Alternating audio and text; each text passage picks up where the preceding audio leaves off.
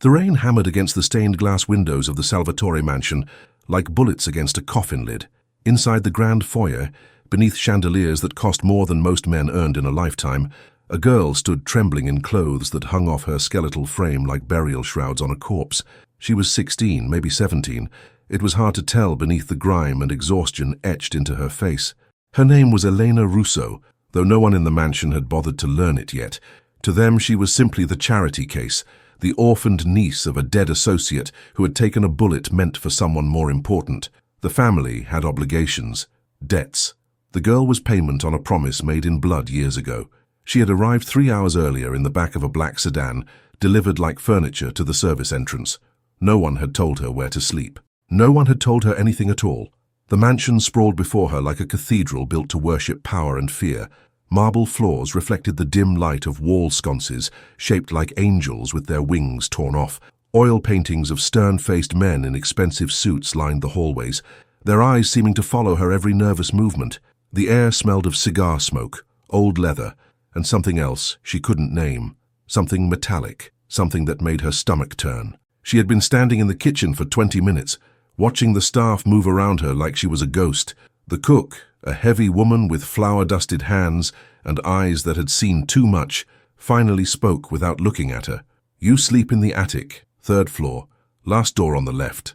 Elena had nodded, grateful for even that small mercy. But when she climbed the servants' staircase, past the 2nd floor where the capos kept their rooms, past the smell of expensive cologne and muffled conversations behind closed doors, she found the attic. It was not a room. It was a graveyard for forgotten things. Broken furniture leaned against water-stained walls. Boxes of documents no one would ever read again sat covered in dust thick as snow. There was a single mattress on the floor, stained with substances she didn't want to identify. The window was cracked, letting in the November wind that cut through her threadbare dress like knives. But worse than the cold, worse than the filth, were the sounds. Footsteps in the hallway below, heavy, deliberate. Men's voices, low and threatening. Laughter that didn't sound like joy. The attic door had no lock. She had checked 3 times, her hands shaking as she tested the handle. She knew what men did to girls like her, girls with no family, no protection, no value except what could be taken from them in the dark. So she had made her decision. She descended the stairs on silent feet, her heart hammering so hard she thought it might burst through her ribs. She moved through the mansion like a shadow, avoiding the main halls where soldiers played cards and drank whiskey, where the underboss held court with visiting crews, where danger wore expensive suits and smiled. With teeth like broken glass, she found her way to the back of the estate, where the grounds stretched into darkness beneath ancient oak trees. The kennels sat at the edge of the property, a long structure of chain link and concrete where the Don kept his dogs. 6 Rottweilers bred for loyalty and violence, trained to kill on command. The rain had stopped, leaving the night air thick with the smell of wet earth and dog. The animals stirred as she approached, low growls rumbling in their throats. But she wasn't afraid of dogs. Dogs were honest. Dogs didn't smile before they bit. There was a small space between 2 of the kennels, sheltered from the wind by the overhang of the roof, dry concrete. A corner where she could press her back against the wall and see anyone coming. It was cold, but it was safe, safer than the attic. She was curling into that corner, pulling her thin sweater tight around her shoulders, when the voice cut through the darkness like a blade. "What are you doing?" Elena's blood turned to ice. She looked up, and her breath caught in her throat. He stood 15 feet away, hands in the pockets of a charcoal suit that probably cost more than her dead parents' house. Tall, maybe 6'2", with shoulders broad enough to fill a doorway. His hair was dark and swept back from a face that could have been carved from marble by an artist who understood cruelty. Sharp cheekbones, a jaw like an anvil, eyes the color of smoke before a fire. Don Vittorio Salvatore, 53 years old, ruler of the Northern Territories, a man whose name was whispered in the same breath as prayers and curses. Elena tried to stand, but her legs wouldn't work. She pressed harder against the wall, making herself as small as possible, as if she could disappear into the concrete. Her voice was barely a whisper. "I didn't mean to disturb you, sir." The Don didn't move. He studied her the way a man might study an insect he was deciding whether to crush or ignore. His face revealed nothing. No anger, no curiosity, just the cold, analytical gaze of someone who had made life and death decisions for so long that human emotion had become optional. I asked you a question. His voice was quiet, controlled, the kind of quiet that was more terrifying than shouting. What are you doing in my kennels? Eleanor's mouth went dry. She could lie. She could make up some excuse about getting lost, about looking for something. But she had learned young that lies only worked on people who wanted to believe them. This man didn't want anything from her. He just wanted the truth. I was going to sleep here, she said, her voice cracking. In the kennel, with the dogs. Silence. The kind of silence that pressed down like a physical weight. In the distance, a dog barked once, sharp and lonely. The Don's expression didn't change. Why? Because... Eleanor swallowed hard, tasting copper and fear. Because it's safer than the room they gave me. The attic has no lock. The dogs won't hurt me if I don't threaten them. But the men in the house, she couldn't finish. Didn't need to. The implication hung in the air between them like smoke. For a long moment, the Don said nothing. He simply looked at her, this broken, terrified girl curled up in the corner of his kennel, choosing concrete and guard dogs over the luxury of his mansion. Then he did something that made Elena's heart stop. He stepped closer. She pressed harder against the wall, but there was nowhere to go. He moved with the careful precision of a predator, each step deliberate, unhurried. He stopped 3 feet away, close enough that she could see the details of his face in the dim light spilling from the mansion windows, close enough that she could smell his cologne, expensive and dark, like cedar and smoke. Stand up, he said. It wasn't a request. Eleanor forced her legs to work, pushing herself upright on trembling limbs. She kept her eyes down, staring at his polished leather shoes. Italian. Probably cost more than the car that had brought her here. Look at me. She raised her eyes slowly, fighting every instinct that screamed at her to run, to hide, to make herself invisible. When their gazes met, she felt the full weight of his attention like a physical force. Those smoke-gray eyes saw everything. Every bruise hidden beneath her clothes, every missed meal written in the hollows of her cheeks, every night she had spent afraid, alone, unwanted. What's your name? He asked. Elena, sir. Elena Russo. Russo. He said the name like he was tasting it, rolling it around in his mind. Marco Russo's niece. Yes, sir. Marco took a bullet in a warehouse in Jersey. 4 years ago. 5, sir. The corner of his mouth twitched. It might have been the beginning of a smile, or it might have been nothing at all. 5 years. And they're just bringing you to me now. It wasn't a question, but Elena answered anyway. My grandmother took care of me. She died last month. And you have no one else?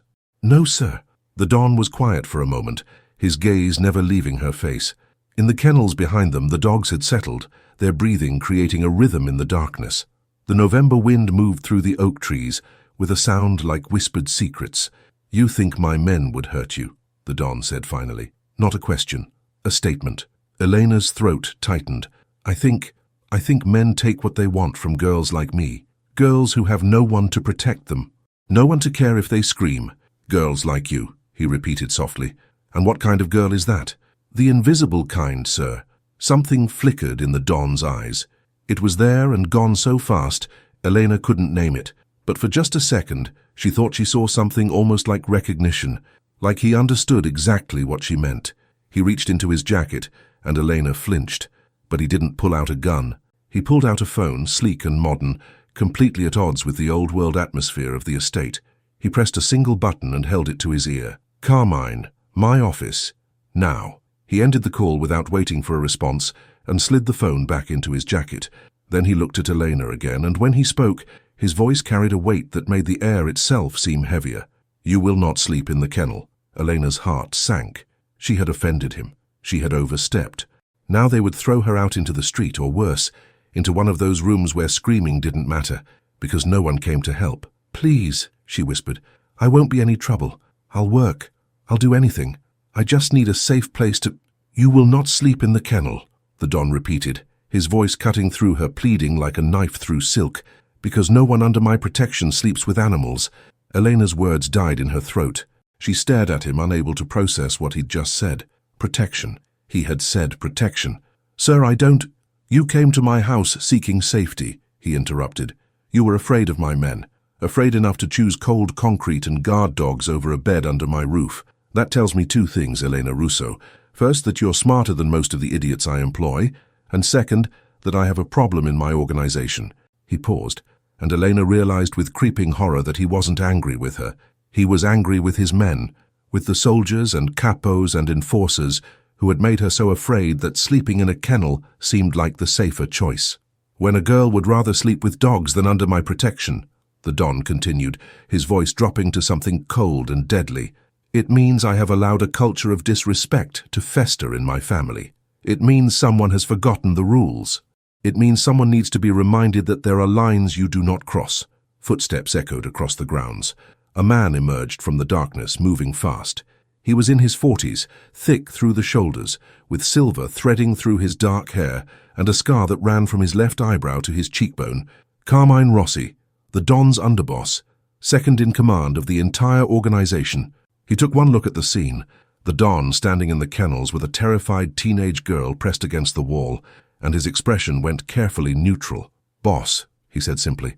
"This is Elena Russo," the Don said without preamble. "Marco's niece. She arrived today. Do you know where they put her?" Carmine's jaw tightened. "The attic, I assume." "The attic, with no lock on the door, in a house full of men who apparently need to be reminded what happens when they forget their place." The Don's voice was perfectly calm, which somehow made it more terrifying. "She was going to sleep in the kennel, Carmine. In the kennel, because she felt safer with the dogs than with the family." The underboss's face went pale. "Don Salvatore, I don't want your excuses. I want solutions. Effective immediately. Elena Russo is under my direct protection. Anyone who touches her, anyone who threatens her, anyone who makes her feel unsafe in this house, answers to me personally. Is that clear?" "Crystal clear, boss." "Good. Now you're going to take her to the east wing, second floor, the corner room with the balcony." The Don glanced at Elena. "It has a lock. It has a private bathroom. It has windows that overlook the garden, not the kennels. It's where my daughter stayed when she visited." Elena's mind reeled. The Don had a daughter. She'd heard whispers about her, a silent girl who had disappeared years ago under circumstances no one dared discuss. "That room has been closed for 3 years, Carmine said carefully. "Then open it." The underboss nodded. "What else?" "Tomorrow morning you will assemble every soldier, every associate, every man who sets foot in this house. You will make it clear that Elena Russo is not to be touched, not to be threatened, not to be looked at the wrong way. You will explain that she is here under my personal protection and that any violation of that protection will be treated as a violation against me." "Understood." "And Carmine?" The Don's voice dropped even lower. "Find out who told her to sleep in the attic. Find out who made her afraid. Bring me names." The underboss's expression went cold. "Consider it done." "Good. Now take her inside. Make sure she has everything she needs. Food, clean clothes, blankets. Anything she asks for, you provide. I'll deal with the rest tomorrow." Carmine stepped toward Elena, his movements careful and non-threatening. "Come on, kid. Let's get you set up properly."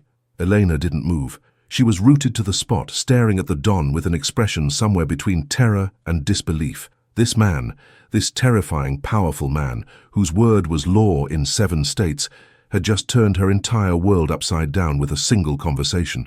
"Go," the Don said, not unkindly. "You're safe now."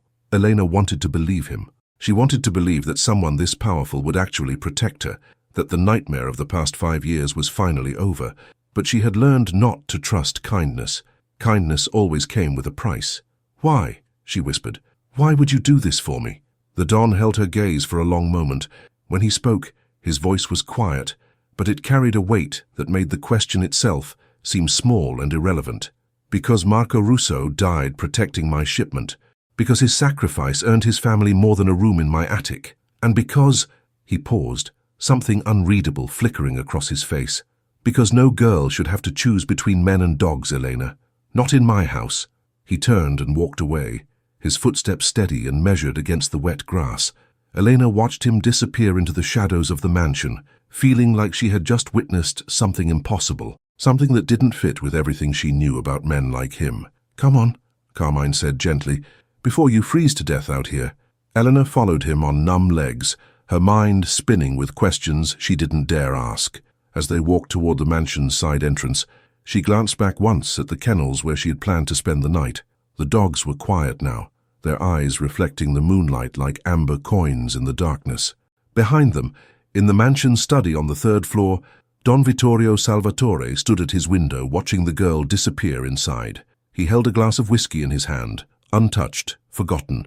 His consigliere, an old man named Tommaso with white hair and eyes like a hawk, sat in the leather chair by the fireplace.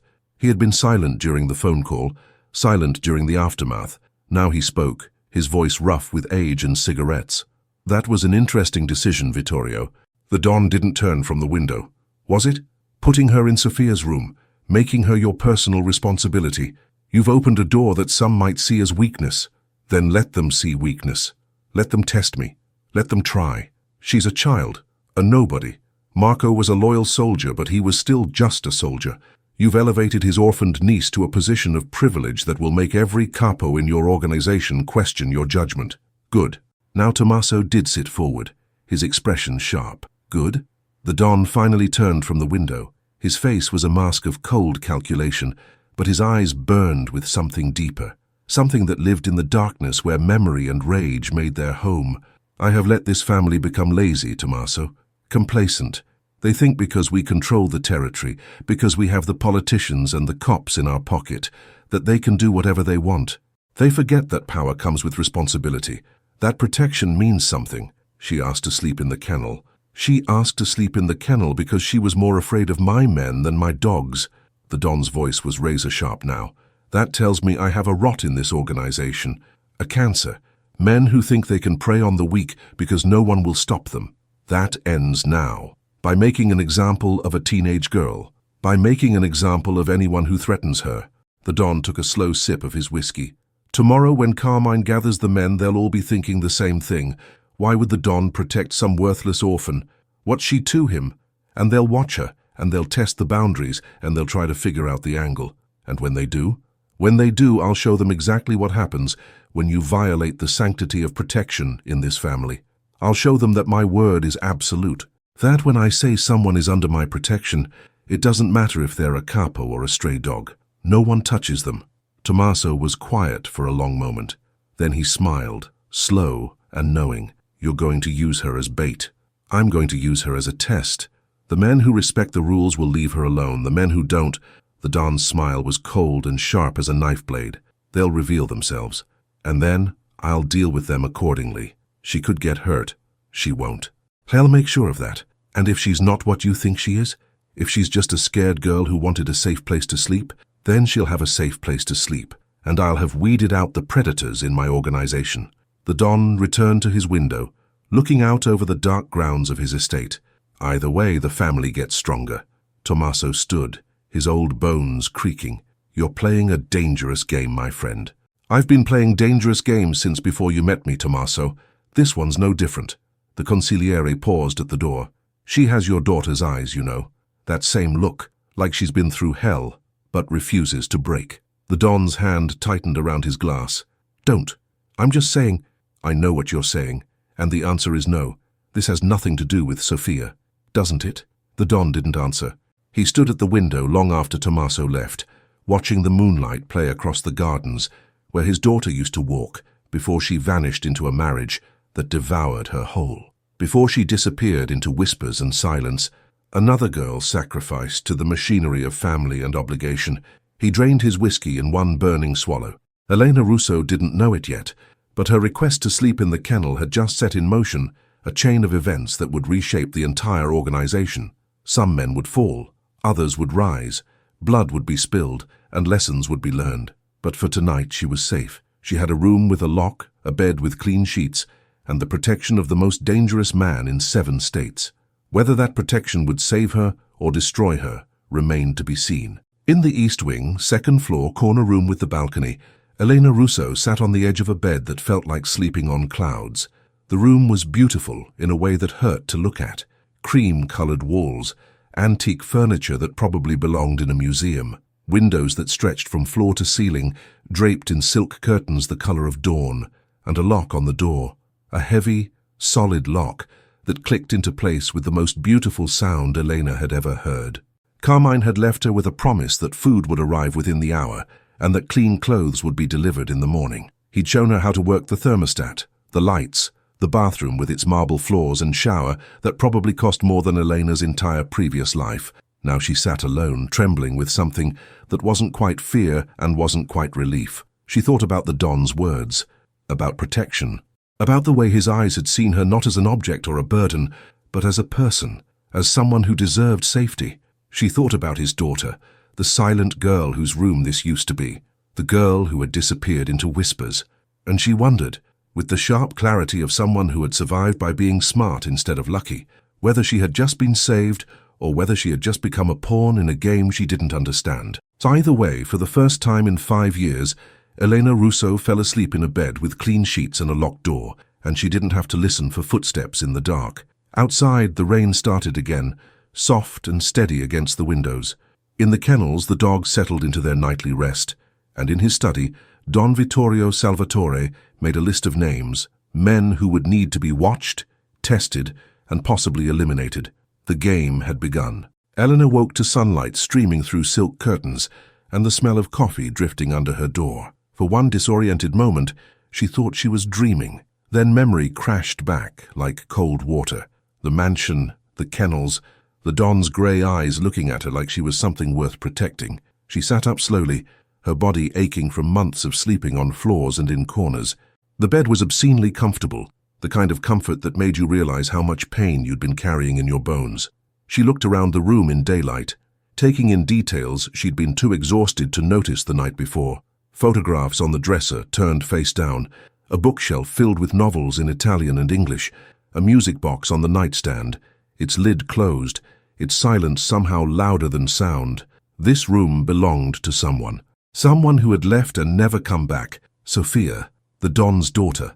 A knock at the door made Elena flinch. She grabbed the thin sweater she'd been wearing, pulling it on over the t-shirt she'd slept in. "Yes? It's Maria, miss. I've brought breakfast." "Miss." The word hung in the air like something foreign. Elena unlocked the door and opened it slowly. A woman in her 50s stood in the hallway, holding a tray loaded with food. She had kind eyes and the weathered hands of someone who'd spent a lifetime in service. "Mr. Carmine said you're to eat, and then come down to the main hall. There's an assembly at 9. Maria set the tray on the desk by the window. "I also brought clothes. They were Miss Sophia's, but the Don said you're to have them." Elena stared at the tray. Scrambled eggs, toast, fresh fruit, orange juice in a crystal glass, more food than she'd seen in a week. Her stomach cramped with hunger and something close to grief. "I can't take her clothes," Elena whispered. "What if she comes back?" Maria's expression flickered with something painful. "She's not coming back, child. Those clothes are just gathering dust. Better they're used than wasted." She left before Elena could respond. Elena approached the tray like it might vanish if she moved too fast. She ate slowly, forcing herself not to wolf down the food, not to make herself sick. Each bite tasted like a small miracle. The clothes Maria had left were simple but expensive. Dark jeans that actually fit, a soft grey sweater that didn't have holes, clean underwear and socks, a pair of boots that were only slightly too big.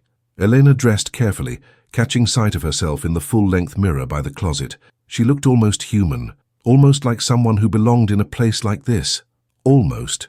At 8:50, Elena made her way downstairs, following the sound of voices to the main hall. It was a massive room at the heart of the mansion, with vaulted ceilings and a chandelier that looked like frozen starlight. Men filled the space, maybe 40 of them, all dressed in variations of the same uniform, dark suits, expensive watches, expressions that ranged from curious to hostile. These were the soldiers, the enforcers, the men who kept the Salvatore family running through loyalty, violence, and fear. Elena stayed near the wall, making herself small. A few men glanced at her, their eyes sliding over her body in ways that made her skin crawl. But none of them approached. None of them spoke to her. They were waiting for something. At precisely 9 o'clock, the room fell silent. Don Vittorio Salvatore entered through the main doors, flanked by Carmine and another man Elena didn't recognize. Younger, maybe mid-30s, with cold eyes and a jaw that looked like it had been broken more than once. The three of them moved to the front of the hall, and the Don's presence seemed to pull all the oxygen from the room. He didn't raise his voice. He didn't need to.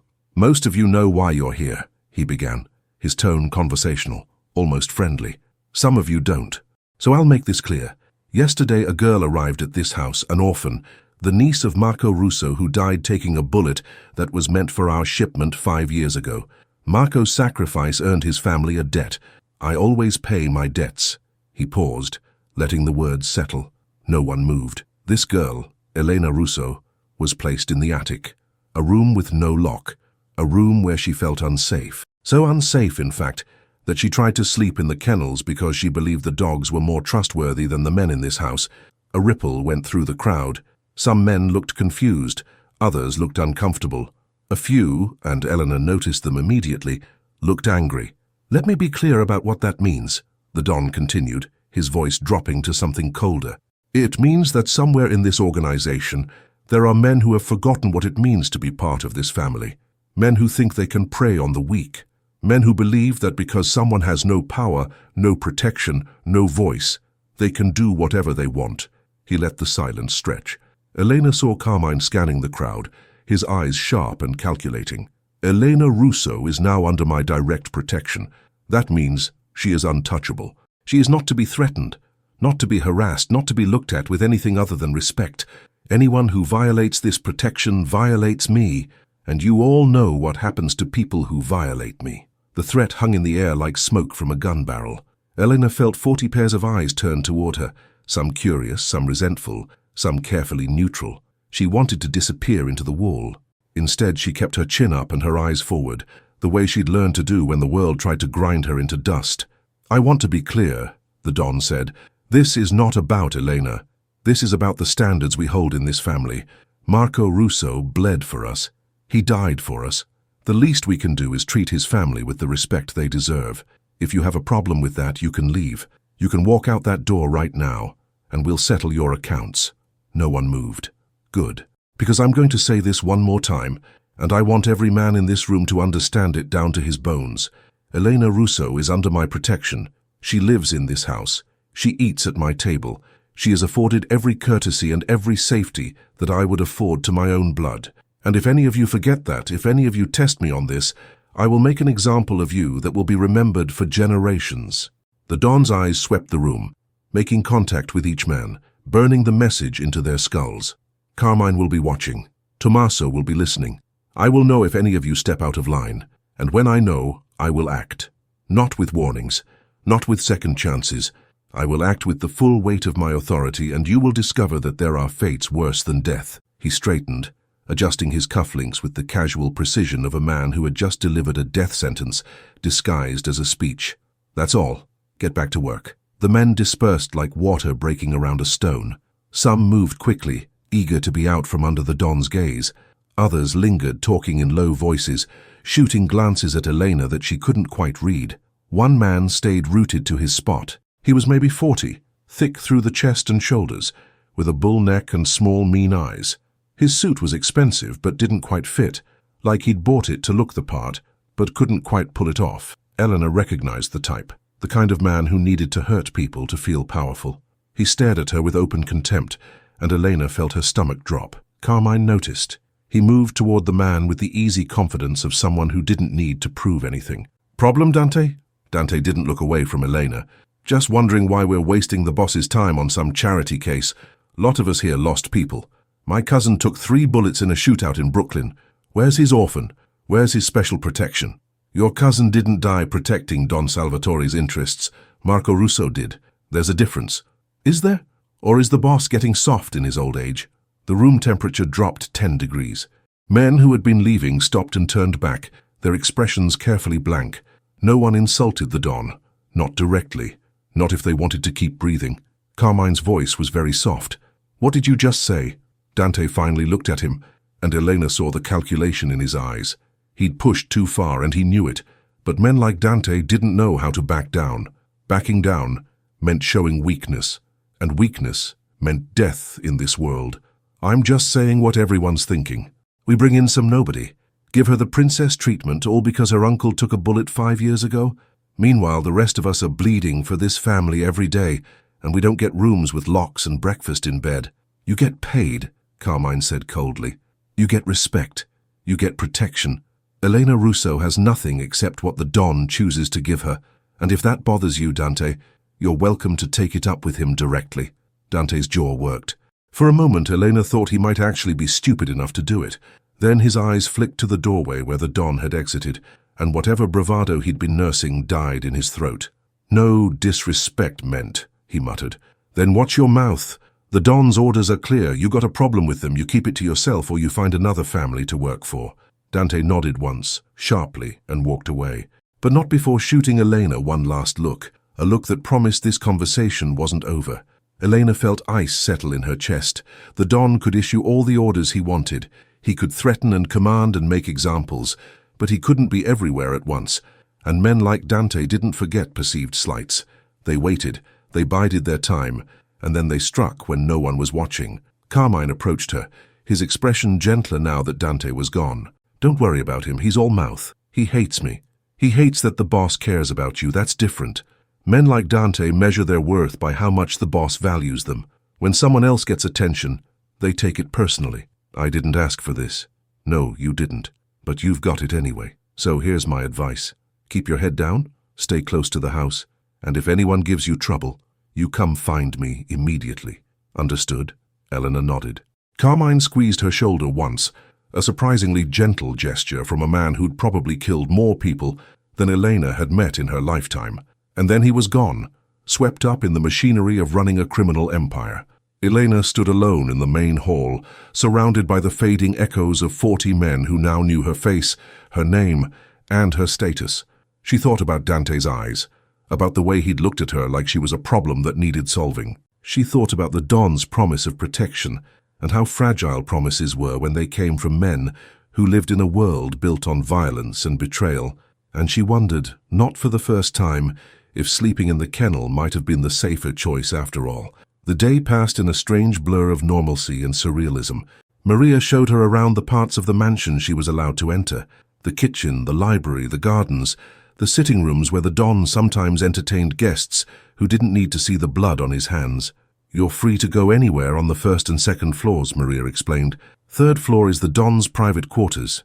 No one goes up there without an invitation. Basement is for storage and other business. You don't want to go down there. Elena didn't ask what other business meant. She'd heard the stories about what happened in the basements of Mafia mansions, the interrogations, the punishments, the bodies that went in and never came out. She spent the afternoon in the library, a massive room lined floor to ceiling with books that probably hadn't been read in decades. She pulled a worn copy of Jane Eyre off the shelf and curled up in a chair by the window, trying to lose herself in someone else's suffering. It almost worked. At 6, Maria found her and told her the Don wanted her to join him for dinner. Eleanor's stomach twisted. She'd been half hoping to avoid him, to stay invisible, to not have to look into those grey eyes that saw too much. But you didn't refuse the Don. She followed Maria to the dining room, a long space dominated by a table that could seat 20. Only 2 places were set, one at the head of the table, one to the immediate right. The Don was already seated, reading something on his phone, a glass of red wine beside his plate. He looked up when she entered and gestured to the chair beside him. Sit. Elena sat, her hands folded in her lap. She didn't know what to do with her eyes. Looking at him felt too bold. Looking away felt disrespectful. Are you settling in? He asked, his tone conversational, like they were old friends catching up. Yes, sir. Thank you for the room, and the clothes, and everything else. You don't need to thank me. It's the minimum you're owed. He set his phone aside as servers appeared with food, pasta with cream sauce, fresh bread, a salad that looked like it belonged in a magazine. How did you find the assembly this morning? Elena's throat tightened. It was informative. Diplomatic answer. I'm asking what you really thought. She met his eyes, trying to read what he wanted from her. Truth? Flattery? Silence? His expression gave nothing away. I thought, she said carefully, that you put a target on my back. The Don's eyebrows rose slightly. Explain. You told 40 men that I'm under your protection, that I'm important to you, that hurting me means defying you. Some of those men heard that as a warning, but some of them heard it as a challenge, like Dante. So he'd noticed. Of course he'd noticed. Men like the Don noticed everything. Yes, sir, like Dante. The Don picked up his wine glass, swirling the dark liquid thoughtfully. You're smarter than I gave you credit for. Most people would have heard that speech and felt safe. You heard it and recognized the danger. I've learned not to trust safety. It's usually temporary. Wise, but in this case misguided. You're right that some men will see you as a challenge. That's intentional. Elena blinked. Intentional. I told you last night that your request to sleep in the kennel revealed a problem in my organization. I wasn't lying. I have men in this family who think they can do whatever they want as long as I don't see it. Men who prey on the weak because they assume no one cares. I can't root them out if I don't know who they are. Understanding dawned like cold water down her spine. You're using me as bait. I'm using you as a test. The men who respect my authority will leave you alone. The men who don't will reveal themselves, and when they do, I'll handle them. And if they hurt me first, they won't. You'll never be alone. Carmine has assigned protection. You won't see them, but they'll be watching. Anyone who tries to touch you will be stopped before they can do any real damage. Eleanor stared at him, feeling the ground shift beneath her feet. So all of this, the room, the protection, the speech, it's all just a way to catch your traitors? No, the Don's voice was firm. All of this is because Marco Russo died protecting my interests, and his family deserves better than what you've been given. The fact that it also serves a strategic purpose doesn't make it less genuine. You expect me to believe you actually care about me. I expect you to believe that I care about maintaining order and honor in my family. Marco's sacrifice means something. His niece living in fear under my roof means I've failed to uphold my end of the bargain. Whether I care about you personally is irrelevant. I care about my word. It was the most honest answer anyone had ever given her. No false kindness, no manipulation disguised as generosity, just cold, hard truth wrapped in obligation and strategy. Eleanor picked up her fork, twirling pasta she had no appetite for. So what happens when you catch them? The men who fail your test? The Don's smile was sharp as broken glass. That's not something you need to worry about. They ate in silence for a while. Elena expected it to be uncomfortable, but it wasn't. The Don didn't try to fill the quiet with small talk or false warmth. He simply ate, occasionally checking his phone, present but not intrusive. Finally, he spoke again. Carmine tells me you have no education beyond middle school. Eleanor flushed. My grandmother couldn't afford to send me to high school. I had to work. Doing what? Cleaning houses, washing dishes at a diner, whatever paid enough to keep us fed. The Don nodded slowly. Starting Monday, you'll have a tutor, 3 hours a day. You'll finish your high school education and then we'll see about college if you're interested. Elena's fork clattered against her plate. Sir, I can't. You can. You will. You're living under my roof, under my protection. That means you don't waste your potential scrubbing floors. You're 16 years old. You should be learning, not surviving. Why would you do that? Because educated people are more useful than ignorant ones. And because, he paused, something flickering in those grey eyes. Because my daughter never got the chance to finish her education. She was married off at 17 to seal an alliance with another family. She never got to choose her own future. You will. The pain in his voice was so brief Elena almost missed it, but it was there, a crack in the armor, a glimpse of the man beneath the Don. What happened to her? Elena asked quietly. Your daughter. The Don's expression shuttered closed like a door slamming.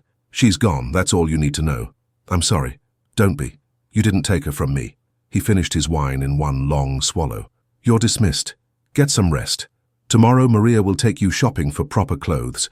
I want you presentable. Eleanor stood hesitating. Don Salvatore. Yes? Thank you.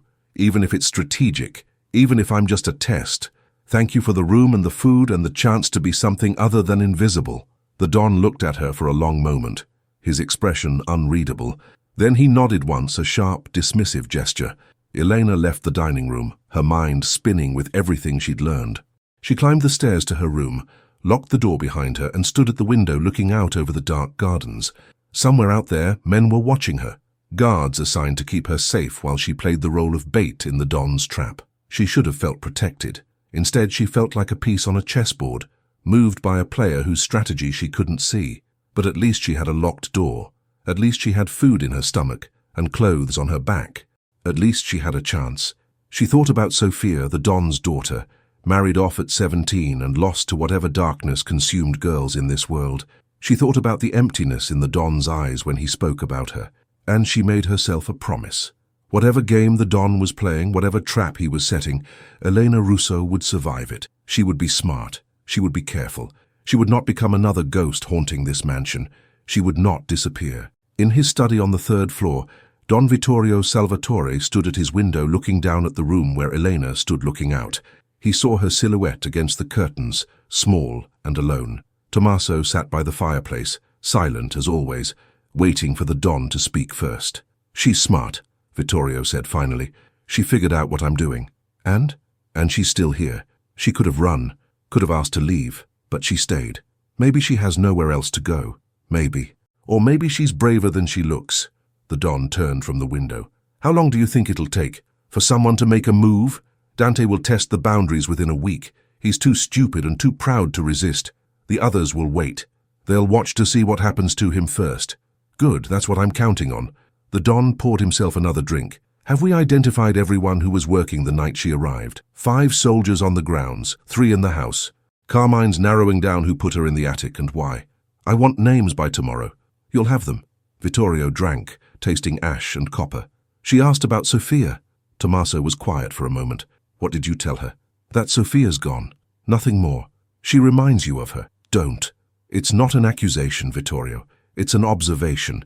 They have the same eyes, the same stubborn survival instinct, the same refusal to break even when the world tries to grind them down. Sophia broke. No, Sophia was broken. There's a difference. Tommaso stood, his old bones creaking. Be careful, my friend.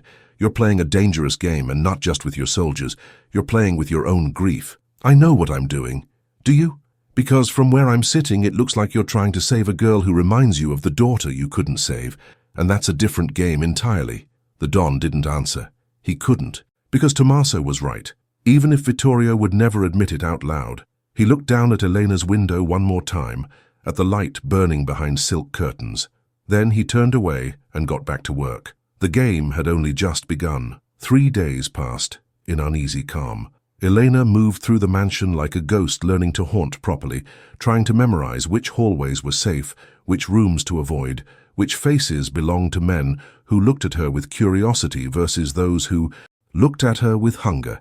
The tutor arrived on Monday morning, a severe woman named Mrs. Chen who had apparently taught the children of wealthy families for 30 years and viewed Elena's lack of formal education as a personal insult to be corrected through ruthless efficiency.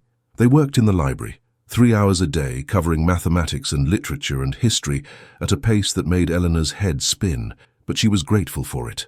Grateful for something to focus on besides the weight of eyes following her through the mansion, because they were always watching. The soldiers, the enforcers, the men who smiled with their mouths but not their eyes. Dante was the worst. She saw him everywhere, in the hallway outside her room, in the kitchen when she went to get water, in the garden when she tried to take a walk. He never spoke to her, never came close. But his presence was a constant reminder that the Don's protection was theoretical, and theories didn't stop bullets or knives or hands in the dark. On the 4th night, Elena's uneasy peace shattered. She'd gone to bed early. Exhausted from a particularly brutal tutoring session, Mrs. Chen had discovered Elena couldn't do long division and had spent 2 hours drilling her like a sergeant preparing troops for war. Elena's brain felt like mush. She'd fallen asleep the moment her head hit the pillow. She woke to the sound of her doorknob turning. For one heart-stopping moment, she lay frozen, thinking she'd imagined it. Then she heard it again, the soft rattle of metal against metal, the whisper of someone testing the lock. Elena's blood turned to ice. She'd locked the door. She always locked the door. But locks could be picked. Locks could be broken. Locks were just metal and pins, and men in this world knew how to get through metal and pins. She slid out of bed silently, her bare feet cold against the hardwood floor. Her mind raced through options. The window led to a 2-story drop onto concrete. The bathroom had no other exit. The only door was the one someone was currently trying to open. She grabbed the heavy brass lamp from her nightstand, unplugging it with shaking hands. It wasn't much, but it was something. If someone came through that door, she'd hit them as hard as she could and scream until someone came. The doorknob stopped moving. Silence pressed down like a physical weight. Then she heard it, breathing on the other side of the door. Heavy, deliberate. Someone was standing right there, inches away, separated only by wood and a lock that suddenly seemed very fragile. Elena's grip tightened on the lamp. Her heart hammered so hard she thought it might burst through her ribs. She wanted to scream, but her throat had closed around the sound. She wanted to run, but there was nowhere to go. The breathing stopped. Footsteps retreated down the hallway, slow and measured, making no effort to be quiet. Eleanor stood frozen for what felt like hours, the lamp clutched in her white-knuckled hands, waiting for the door to burst open. But it didn't. The mansion settled into the deep silence of 3 in the morning. No more footsteps. No more breathing. Nothing. She didn't sleep the rest of the night. She sat on her bed with her back against the wall, the lamp across her knees, watching the door with eyes that burned from exhaustion and terror. When dawn finally broke, pale and grey through her windows, Eleanor felt like she'd aged 10 years in one night. She didn't tell anyone. What would she say? Someone tried my door in the middle of the night. It could have been an accident. A drunk soldier who forgot which room was his. A mistake. Except she knew it wasn't. She'd heard that breathing. Deliberate, patient. The breathing of someone who had all the time in the world. That morning at breakfast, Eleanor picked at her food while Maria chatted about the weather and weekend plans. She nodded in the right places, made the appropriate sounds, kept her face carefully neutral, but inside, she was screaming. Carmine found her in the library that afternoon, her textbook spread across the table, her eyes staring at the same page she'd been looking at for 20 minutes, without reading a single word. "You look like hell," he said bluntly, pulling out a chair. Elena flinched. She hadn't heard him approach. "I didn't sleep well. Nightmares?" "Something like that." Carmine studied her with those sharp eyes that missed nothing. "You want to tell me what really happened?" Elena's throat tightened. She wanted to. God, she wanted to tell someone, to make it real, to not be alone with the fear eating her alive. But what if she was wrong? What if it had been nothing, and she looked paranoid and stupid? What if complaining made her seem ungrateful for the Don's protection? "I'm fine," she said. "Just adjusting." "Adjusting," Carmine repeated flatly. He didn't believe her. She could see it in the way his jaw tightened, the way his fingers drummed once against the table. "Eleanor, if someone's giving you trouble, you need to tell me. That's what I'm here for. I know, but there's nothing to tell. I'm just tired." Carmine looked like he wanted to push, but something in her expression must have warned him off. He stood, his chair scraping against the floor. "All right, but my door's always open, you remember that?" He left, and Elena returned to staring at her textbook without seeing it. That night, she wedged a chair under her doorknob before she went to bed. It wouldn't stop someone determined, but it would slow them down, give her time to scream. She lay in the dark, listening to the old house settle and creak, trying to distinguish between harmless sounds and footsteps. Every whisper of wind against the windows made her flinch. Every distant voice made her heart race. At 2:30 in the morning, she heard it again. Footsteps in the hallway, slow, deliberate, coming closer. Eleanor sat up, her hand already reaching for the lamp. The footsteps stopped outside her door. She held her breath, waiting. The doorknob rattled once, twice, testing the lock. Then a voice, low and male and thick with something that might have been alcohol or might have been malice. "I know you're awake in there, little girl. Dante." Elena's blood froze. She recognized his voice from the assembly, from the hallways, from every tense encounter over the past 4 days. "The Don can't protect you all the time," Dante continued, his voice sliding under the door like poison. "He's got to sleep sometime. He's got to look away sometime. And when he does, we're going to have a conversation, you and me, about respect, about knowing your place." The doorknob rattled again, harder this time. "I could come in right now, pick this lock in 30 seconds. But where's the fun in that? Better to let you wait, let you wonder. Let you lie in that bed every night thinking about when I'm finally going to teach you some manners." Silence. Then the footsteps retreated, taking their time, making sure she heard every step. Eleanor sat frozen, the lamp shaking in her hands. She wanted to cry. She wanted to scream. She wanted to grab her few possessions and run as far and fast as her legs would carry her. But she didn't. Because running meant sleeping in alleys and under bridges. Running meant going back to the life she'd been living before, the life of fear and hunger and violence that never ended. At least here, she had a locked door. At least here, she had food and clothes and a chance at something better. At least here, she could fight back. When dawn came, Elena got up, got dressed, and went to find Carmine. She found him in the kitchen, drinking coffee and reviewing something on his phone. He looked up when she entered, and whatever he saw in her face made his expression harden immediately. "What happened?" "Dante came to my room last night, 2:30 in the morning. He tried my door. He told me the Don can't protect me forever. He said he's going to teach me some manners." The temperature in the kitchen dropped 20 degrees. Carmine set his phone down very carefully, his movements controlled and precise. "He came to your room?" "Yes." "He threatened you?" "Yes." "And you're just telling me this now? Why didn't you scream? Why didn't you call for help?" "Because I didn't know if anyone would come," Elena said quietly. "Because I didn't know if the guards watching me would actually stop him or just watch. Because I've learned not to trust that help will arrive just because I need it. Carmine's jaw worked. He stood, his considerable bulk making the kitchen suddenly feel smaller. Wait here. What are you going to do? What I should have done 4 days ago. He left, moving with the purposeful stride of a man who'd made a decision and wouldn't be swayed from it. Elena sat at the kitchen table, her hands wrapped around a mug of coffee Maria had pressed into them, trying not to think about what came next. Carmine found Dante in the gym, working the heavy bag with the methodical brutality of someone who enjoyed causing pain. He was stripped to the waist, his thick chest and arms gleaming with sweat. He saw Carmine enter and grinned, cocky and unrepentant. "Morning, boss. What can I do for you? You can explain why you were at Elena Russo's door at 2:30 this morning." The grin didn't falter. "Don't know what you're talking about." "Don't lie to me, Dante. I'm not in the mood. You went to her room. You tried her door. You threatened her. She heard your voice. She can identify you. So I'll ask again, why were you at her door?" Dante shrugged, wrapping his hands tighter. "Maybe I was checking to make sure she was safe. Maybe I heard a noise and went to investigate. Maybe the little princess is lying because she wants attention. Or maybe you're a stupid piece of shit who thought he could test the Don's orders and get away with it." The gym went very quiet. 2 other soldiers who'd been working out in the corner stopped what they were doing, their eyes fixed on Carmine and Dante. Dante's grin finally faded. "Careful, Carmine. You're talking to a made man, and you're talking to the underboss. Which means, when I tell you you've got a problem, you've got a problem." Carmine stepped closer, his voice dropping to something cold and deadly.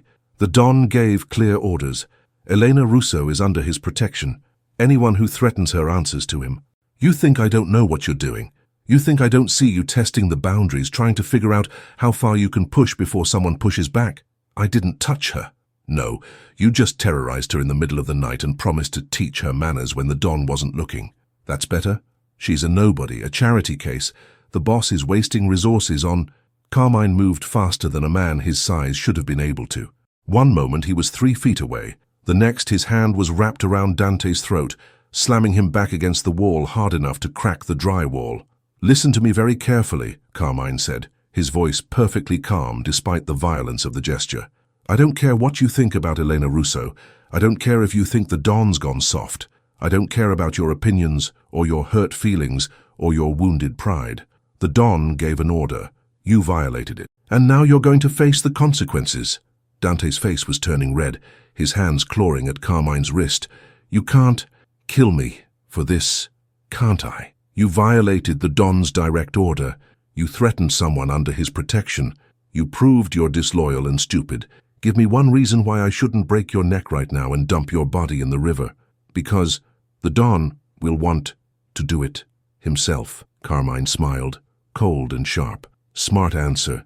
He released Dante, who collapsed against the wall, gasping and clutching his throat. Carmine straightened his jacket, his expression never changing. "Get cleaned up. The Don wants to see you in his office in 1 hour. If you're smart, you'll spend that hour thinking about what you're going to say to convince him not to kill you." He walked out, leaving Dante slumped against the wall and 2 very quiet soldiers who now understood exactly what happened to people who tested the Don's patience. Carmine found Elena still in the kitchen, her coffee untouched and cold. "Come with me. The Don needs to hear this directly from you." Elena's stomach dropped. "I don't want to cause trouble." "Too late. Trouble's already here. Now, we're just deciding how to deal with it." She followed him through the mansion, up the main staircase to the 3rd floor. She'd never been up here before. The Don's private quarters were off-limits to everyone except his inner circle.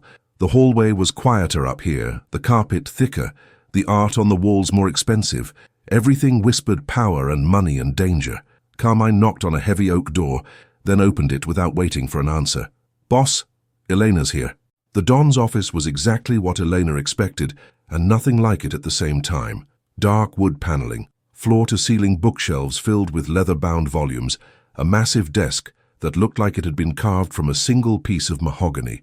But there were also photographs, framed pictures of people Elena didn't recognize, frozen in moments of happiness that seemed impossible in this world of violence and fear. The Don sat behind his desk, reading something on his computer. He didn't look up immediately, just finished whatever he was doing with the careful attention he brought to everything. Finally, he closed the laptop and gave Elena his full attention. "Tell me what happened." "Everything," Elena told him.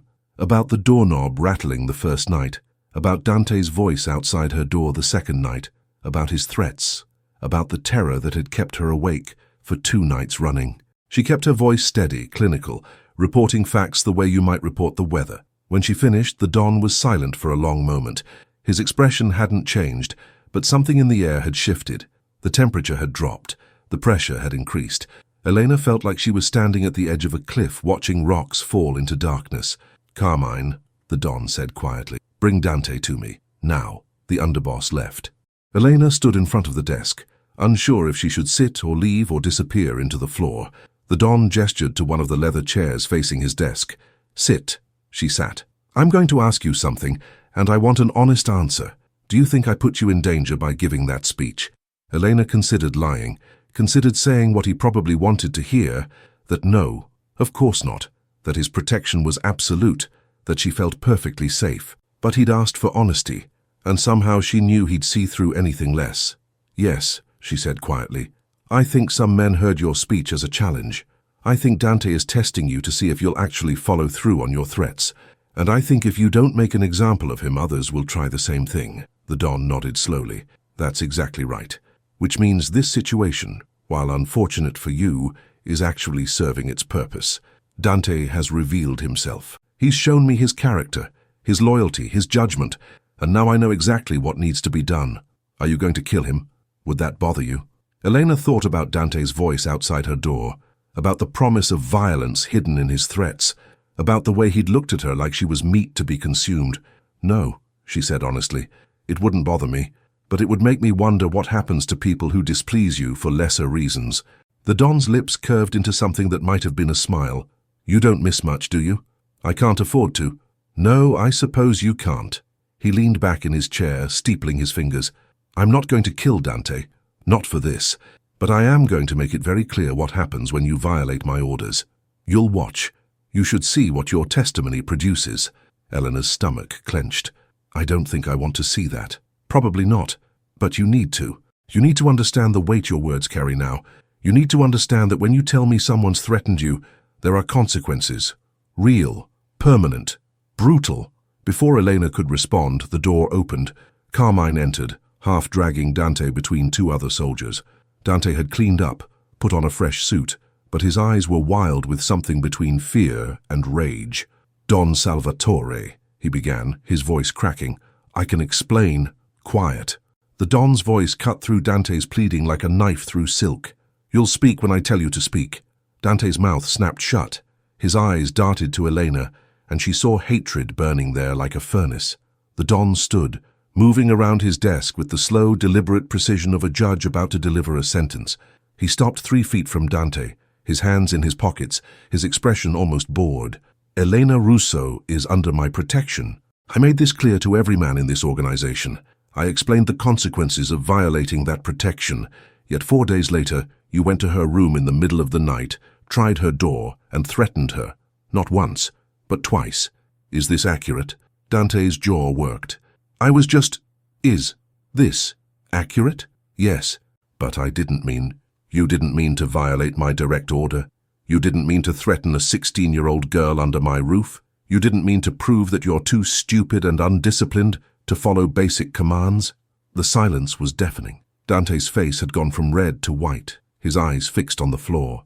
"Look at me," the Don said quietly. Dante raised his eyes, and Elena saw the moment he realized he was going to die. Not today, maybe, not here. But eventually, inevitably, the Don would decide Dante was more trouble than he was worth, and he would disappear like smoke. "I should kill you," the Don said conversationally.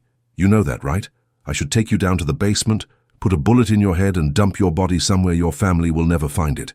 That's the traditional response to this kind of disrespect." Dante nodded mutely. But Elena made an interesting point. She said, "If I kill you, others will wonder what lesser offenses might also result in death." She's right. I don't want fear. I want respect. I want obedience. And I want everyone in this organization to understand exactly where the lines are. He turned to Carmine. "Break 3 fingers on his right hand." Dante's eyes went wide. "Boss, please. 3 fingers, 1 for each time he violated my order. Going to her door the first night, the second night, and threatening her directly. I'm being generous. I could take the whole hand." "Don Salvatore, I'm begging you." Did Elena beg when you stood outside her door? Did she beg when you told her you were going to teach her manners? Did you care about her fear? Dante had no answer. Carmine nodded to the two soldiers. They grabbed Dante's arms, slamming his right hand down on the Don's desk. Dante struggled, but he might as well have been struggling against steel bars. Carmine pulled out a small leather case from his jacket. He opened it, revealing what looked like a set of medical instruments but weren't. They were tools designed for one purpose, causing pain precisely and efficiently. "Wait," the Don said. "Not here. Elena shouldn't see this part." He turned to her. "You can go. You've seen enough." Elena stood on shaking legs. She wanted to leave. She wanted to run from this room, from this violence, from the screaming that was about to start. But she couldn't move. She was rooted to the spot, staring at Dante's terrified face. "Go," the Don said again, gentler this time. "This is my burden, not yours." Elena finally moved, walking toward the door on legs that felt like water. Behind her, she heard Dante start to cry, begging, promising loyalty, promising anything if the Don would just show mercy. The Don's voice followed her into the hallway. "Mercy is for people who respect the rules, Dante. You had your chance." The door closed behind her. Elena stood in the hallway, her hands pressed over her ears, but she could still hear it when it started. The sound of breaking bones and screaming. She ran. She ran down the stairs, through the hallways, out the back door into the gardens. She ran until her lungs burned and her legs gave out, collapsing on a bench near the fountain where water burbled pleasantly, completely indifferent to the violence happening in the mansion behind her. Maria found her there an hour later, curled into herself, shaking. "Come on, child," she said softly. "Let's get you inside." I can't go back in there." "Yes, you can, because this is your home now, for better or worse. And you've got to learn to live with what it means to be protected by men like the Don." "He broke Dante's fingers because of me." "No, he broke Dante's fingers because Dante violated his orders. You were just the catalyst. If it hadn't been you, it would have been something else eventually. Men like Dante always push too far. They can't help themselves." Eleanor looked up at Maria, this woman who'd probably seen 100 acts of violence in her years working for the Salvatore family, who carried on making breakfast and cleaning rooms and pretending everything was normal. "How do you live with it?" Elena whispered. "By remembering that the Don's violence protects you too, by understanding that in this world, kindness without strength is just weakness waiting to be exploited." Maria pulled Elena to her feet. "Come on, you need to eat something, and then you're going to go back to your room, lock your door, and sleep without worrying about who's in the hallway, because I guarantee you after today no one's going to test those boundaries again." Maria was right. Elena went back inside, ate mechanically, and returned to her room. That night, she lay in bed listening to the mansion settle, waiting for footsteps that never came. Dante was gone by morning, transferred to a crew in Philadelphia, his broken hand wrapped in clean white bandages, his pride and his standing shattered beyond repair.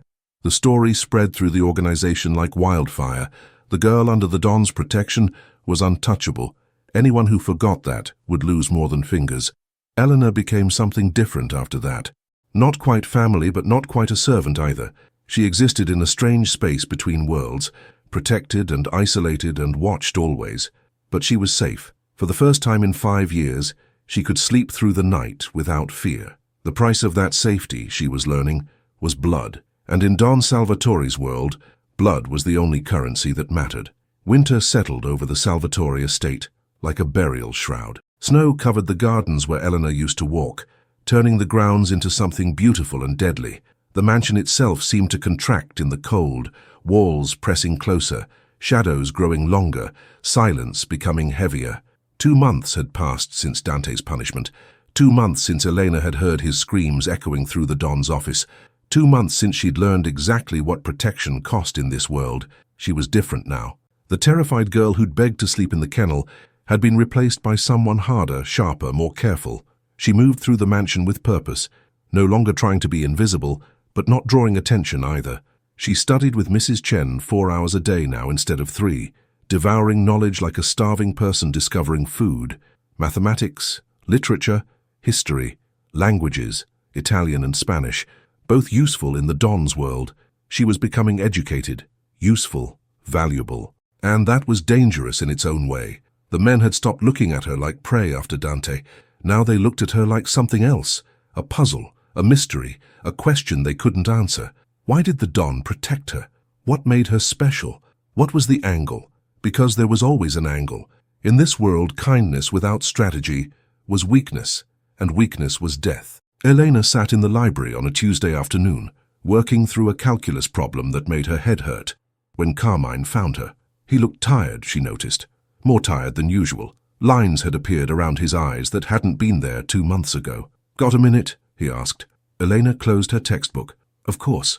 He sat across from her, his bulk making the antique chair creak in protest. For a moment, he said nothing, just studied her with those sharp eyes that saw too much. "You're doing good with the tutoring," he said finally. "Mrs. Chen says you're smart, quick learner, says you could probably test for your high school diploma in 6 months if you keep up this pace. She's a good teacher. She's a hard ass. But yeah, she's good." Carmine rubbed his face, suddenly looking older than his years. "The Don wants to see you, in his office. Now." Eleanor's stomach dropped. She'd seen the Don exactly 4 times since Dante's punishment, all at formal dinners where he asked about her progress, and she gave careful, neutral answers. They'd maintained a polite distance, a professional relationship between protector and protected, but now he wanted to see her in his office. The place where Dante had screamed, the place where the Don made decisions about life and death. "Did I do something wrong?" Eleanor asked quietly. "No. But that doesn't mean this is going to be comfortable." Eleanor followed Carmine through the mansion, her mind racing through possibilities. Had she offended someone? Broken some rule she didn't know existed? Was the Don tired of supporting her, ready to send her away? Or was this something worse? They climbed to the 3rd floor. Carmine knocked once and entered without waiting for permission. The Don sat at his desk, but he wasn't alone. Tommaso stood by the window, his white hair catching the winter light, and sitting in one of the leather chairs, looking deeply uncomfortable, was a man Elena didn't recognize. He was maybe 60, with salt and pepper hair, and a face that had probably been handsome before life carved it into something harder. He wore an expensive suit and a watch that cost more than most people earned in a year. But it was his eyes that caught Elena's attention, sad, haunted eyes that had seen too much and never learned how to forget. "Elena," the Don said, "come in. Sit." She sat in the chair farthest from the stranger, her hands folded in her lap. "This is Anthony Russo," the Don continued. "Your uncle, Marco's older brother." Eleanor's breath caught. She stared at the man, at Anthony Russo, trying to see her father in his features. Her father had died when she was 8, killed in a car accident that had left her mother broken, and her grandmother struggling to hold the family together. She'd never known she had an uncle, had never known Marco had a brother. "Why didn't you come for me?" The words escaped before she could stop them. "When my grandmother died. Why didn't you come?" Anthony flinched like she'd hit him. "Because I didn't know you existed. Marco and we had a falling out years ago. Before you were born. We didn't speak. When he died, I didn't know about his family, didn't know he had a brother, a niece." He paused, his voice cracking. "I didn't know until last week, when I heard stories about a girl living under Don Salvatore's protection. A girl with Marco's name." Elena looked at the Don. "You told him." "I made inquiries. Anthony runs legitimate businesses, construction, real estate. He's not part of the family, but he's known to us. When I learned Marco had a living brother, I thought you should know." "Why?" Elena's voice was sharper than she intended. "So he can take me away? So you can clear your conscience? So you can make a choice," the Don said calmly. "Anthony has offered to take you in, give you a home, a normal life, away from this world." The room went very quiet. Elena felt like the floor had dropped out from under her. A choice. He was giving her a choice to leave. "I have money," Anthony said quickly, leaning forward. "Not Salvatore money, but enough to give you a good life, college, security. You could be normal, Elena. You could have the future Marco would have wanted for you." Elena stared at him, trying to process what was happening. This stranger was offering her everything she'd wanted 2 months ago. Safety, normalcy, a life without violence and fear, a life where she didn't have to watch men scream while their fingers were broken, a life where protection didn't come with blood. "Why now?" she asked. "Why come for me now when I've already been here 2 months, when I've already—" She couldn't finish. Already what? Already adjusted? Already learned to live with the violence? Already started to understand the Don's world? "Because I only found out last week," Anthony said. "And the moment I did, I came. I'm not going to make excuses for why I wasn't there before. I failed you. I failed Marco's memory. But I'm here now and I'm offering you a way out." Eleanor looked at the Don, His expression was neutral, unreadable. "What do you want me to do?" "I want you to make an informed decision. Anthony is offering you a life outside this world. It's a legitimate offer. He's a good man. He'll take care of you." The Don paused. "But I need you to understand what you're choosing." "I don't understand." "If you leave with Anthony, you'll be safe. You'll be normal. You'll finish high school, go to college, get a job, live a life where the worst thing you worry about is traffic and taxes." The Don's voice was perfectly calm, almost clinical. "But you'll also be leaving behind everything you've built here, the education, the protection, the opportunities that come with being under my roof." "What opportunities?" Eleanor asked. "I'm just a charity case. You said so yourself. I'm here because of a debt to my uncle." "You were here because of a debt. Now you're here because you've proven yourself useful, smart, adaptable, loyal." The Don leaned forward slightly. "I could use someone like you, Elena. Someone educated, someone who understands both worlds, legitimate and otherwise. Someone who could move between them without raising suspicion." Understanding hit Elena like cold water. "You're offering me a job. I'm offering you a future, a different kind of future than Anthony's offering, but a future nonetheless. You stay here, you finish your education, and then you work for me. Legitimate work mostly, managing properties, handling accounts, interfacing with businesses that don't need to know the full extent of my operations. You want me to be a front. I want you to be valuable. There's a difference." Eleanor's mind spun. Two paths stretched before her, clear and distinct. One led to normalcy. College, a regular job, a life where violence was something you saw on TV instead of hearing through doors. The other led deeper into the Don's world, a world of power and danger and secrets that could get you killed. "I need time to think," she said. "No." The Don's voice was firm. "You need to decide now. Anthony's leaving tonight. Either you go with him or you stay. But you don't get to waffle. You don't get to keep one foot in each world. That's how people get killed. That's not fair." "Fair?" The Don's smile was cold. "Elena, nothing about this is fair. Life isn't fair. Marco taking a bullet wasn't fair. You growing up in poverty wasn't fair. But that's reality. Now you have a choice that most people in your situation never get. So choose." Elena looked at Anthony, this uncle she'd never known, offering salvation with sad, haunted eyes. She looked at the Don, offering power wrapped in violence. She looked at Carmine, standing silently by the door, and Tommaso by the window, both of them watching her with expressions she couldn't read. She thought about the past 2 months, the fear, the violence, the nights she'd lain awake, wondering if she'd made a terrible mistake by accepting the Don's protection. But she also thought about the tutoring, the education, the locked door and clean clothes and food every day. She thought about how for the first time in her life she wasn't just surviving. She was learning, growing, becoming something more than the invisible, disposable girl she'd been. "If I stay," Elena said slowly, "what exactly does that mean? What are the terms?" The Don nodded like he'd expected this. "You finish your education, high school and college. I pay for everything. In return, you work for me. You manage my legitimate businesses. You act as a liaison with people who can't know they're dealing with the Salvatore family. You do this for 10 years. After that, you're free to walk away if you want. I'll set you up with enough money to start over anywhere in the world. And if I want to leave before then, you can't. The moment you agree to this, you're bound. Breaking that bond would be—" He paused. "Unwise." "You mean you'd kill me?" "I mean I'd be very disappointed. And in my world, disappointment has consequences." It was the most honest threat Elena had ever received. No sugarcoating, no false promises, just cold, hard reality laid bare. She turned to Anthony. "If I go with you, what happens? You live with me and my wife in Jersey. You finish high school at a normal school. You apply to colleges. You become whoever you want to be." His voice was desperate now, pleading. "Please, Elena. Marco died in this world. Don't let it take you too." "Marco died protecting something he believed in," Elena said quietly. "He died loyal. That has to mean something." "It means he's dead," Anthony's voice broke. "It means I lost my brother to this world, and now I have a chance to save his niece from the same fate. Please don't make me lose you too." Elena felt tears prick her eyes. This man, this stranger who shared her blood, genuinely cared about her, genuinely wanted to save her. It would be so easy to go with him, to choose the safe path. But safety had a price too. Safety meant giving up the education, giving up the opportunities, giving up the chance to be something more than normal. And Elena had been normal her whole life. Normal meant invisible. Normal meant disposable. Normal meant sleeping in kennels because no one cared enough to give you a locked door. "I'm sorry," she said, and meant it, "but I'm staying." Anthony's face crumbled. "Elena, no. You don't understand what you're choosing.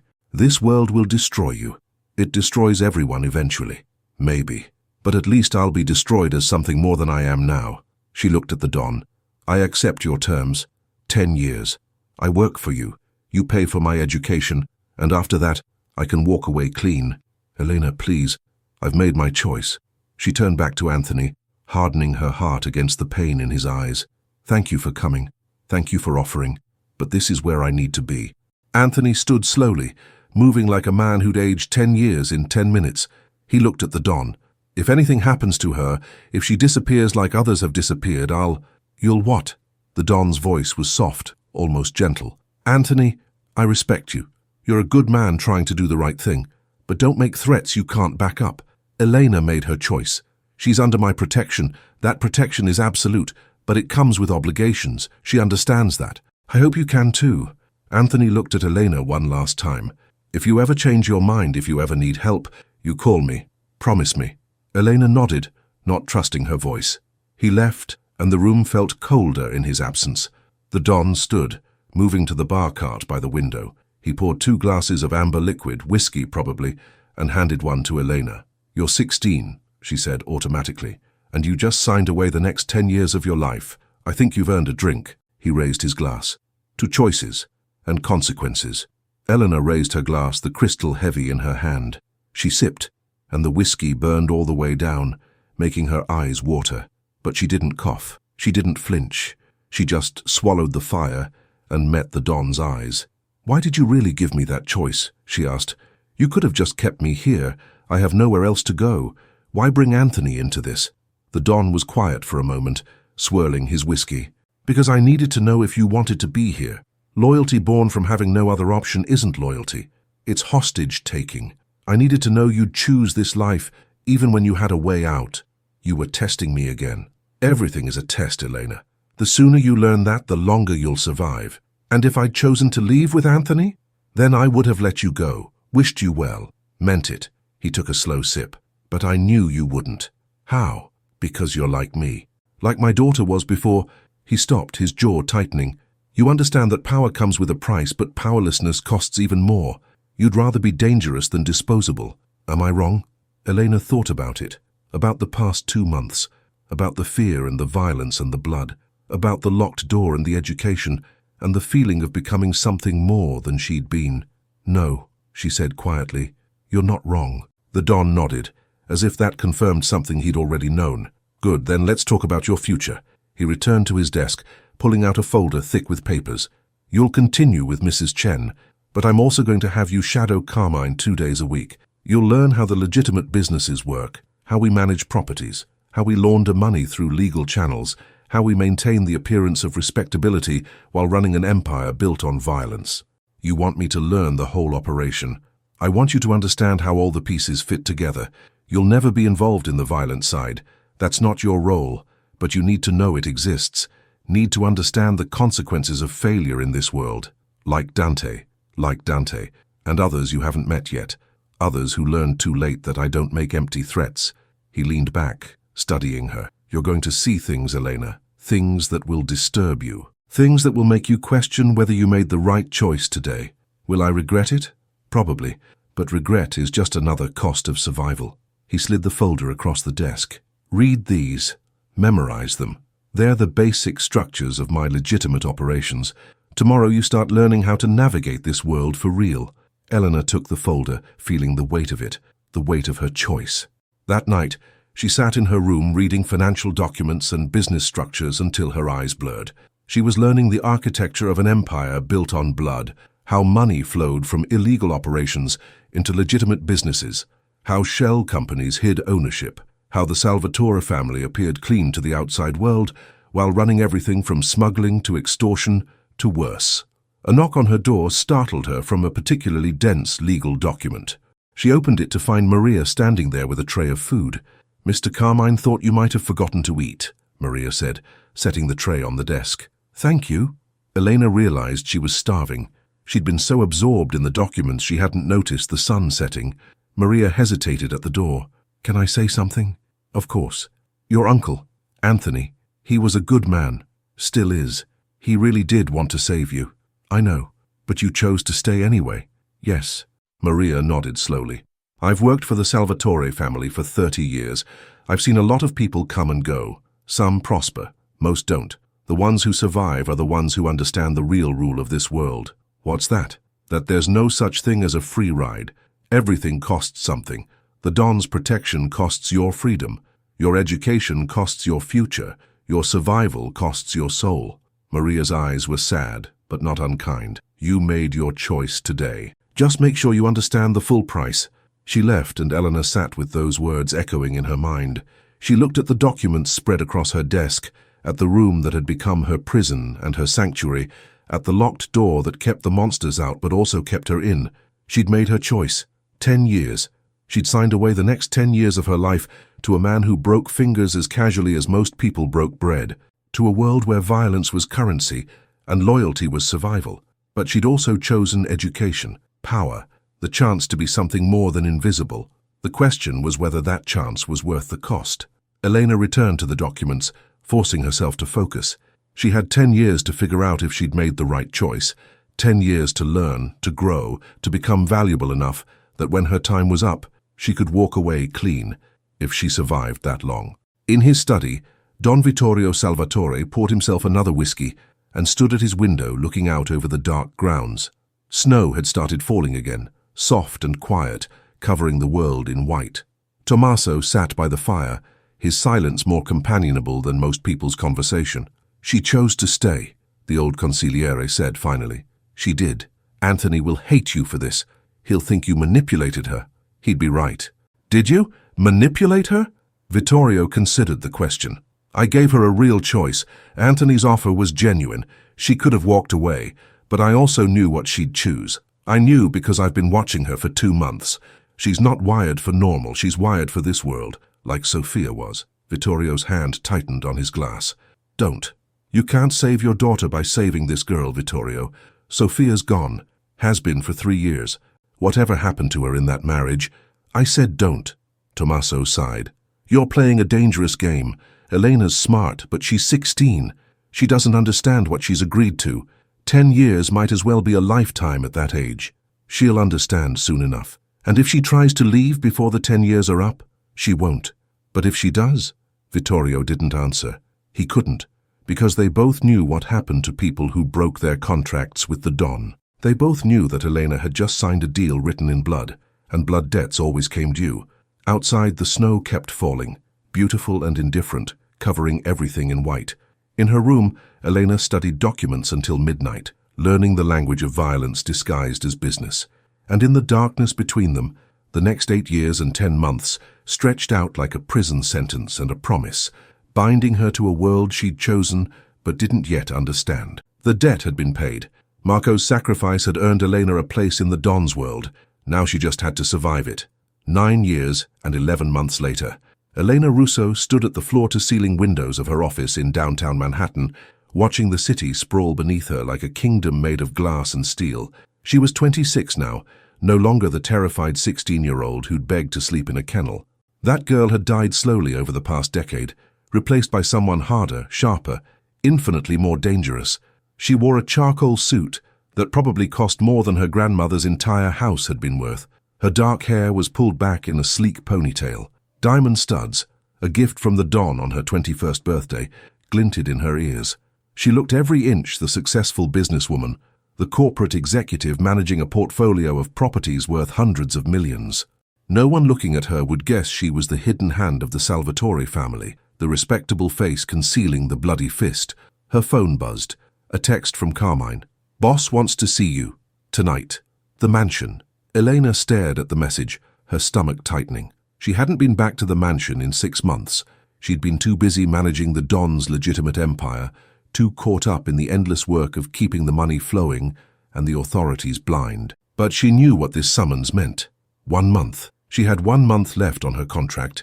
1 month until she could walk away from this life and never look back. The question was whether the Don would actually let her go. She arrived at the mansion at 8, driving herself in the Mercedes the Don had given her when she graduated from Columbia with degrees in business and finance. The estate looked exactly the same oak trees, the same iron gates, the same sense of ancient power sleeping beneath expensive landscaping, but Elena was different.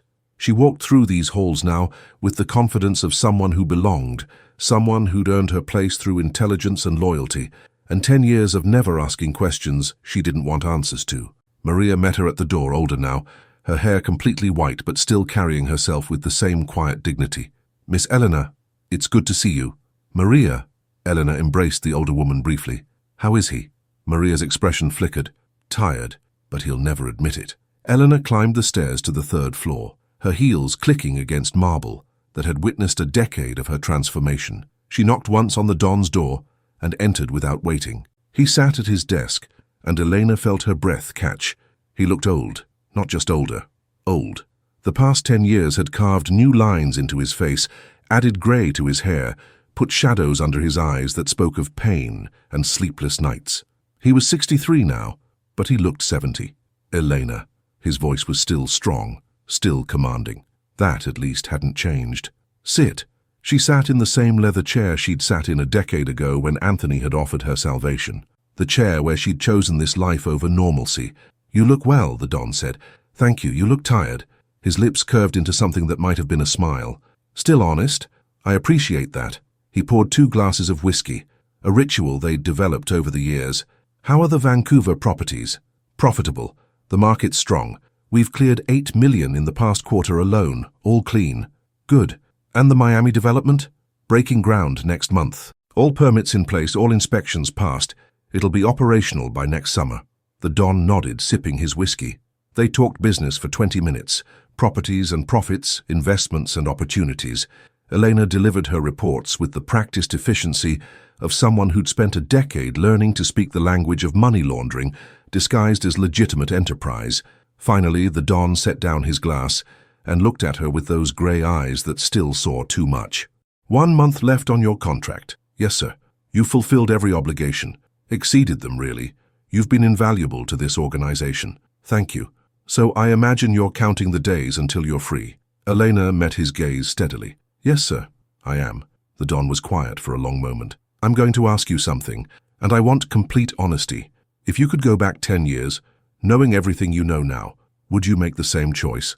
Elena thought about it. Really thought about it. She thought about the girl who'd slept in the kennel, terrified and alone.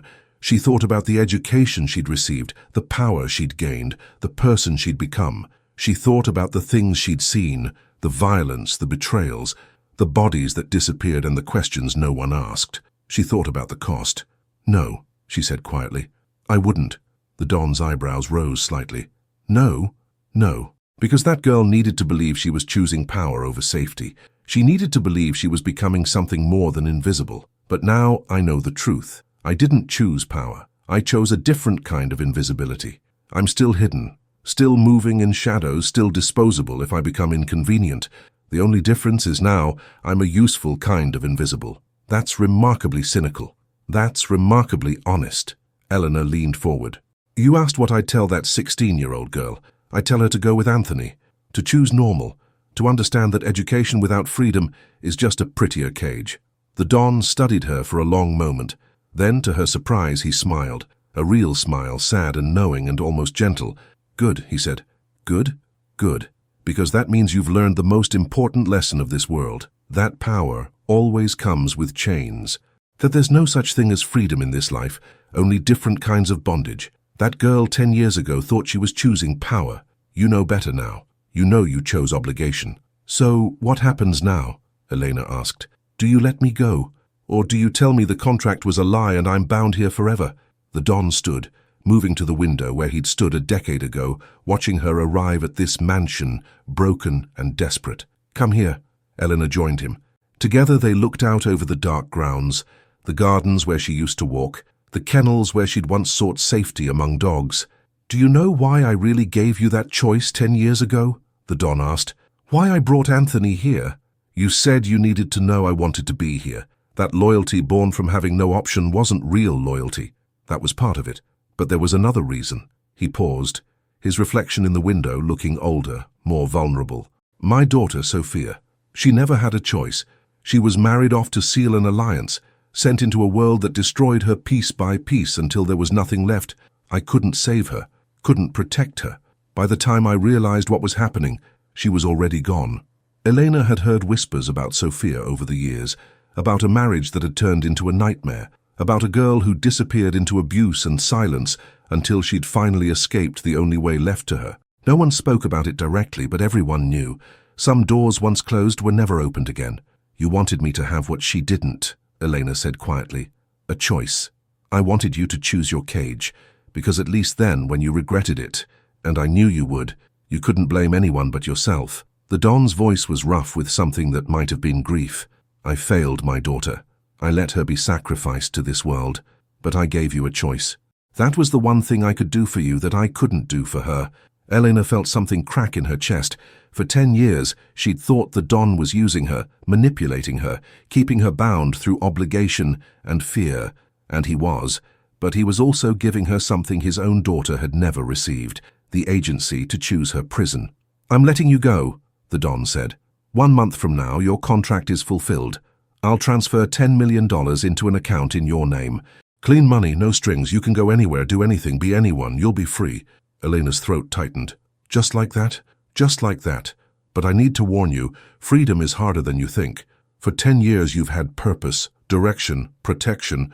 When you leave, you'll have none of those things. You'll just have money and the memory of who you became here. You think I'll regret leaving.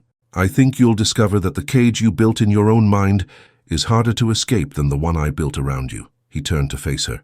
But I hope I'm wrong. I hope you take that money and build something beautiful. Something your uncle would be proud of. Something Sophia never got the chance to create. Elena felt tears prick her eyes and blinked them back furiously. She hadn't cried in years.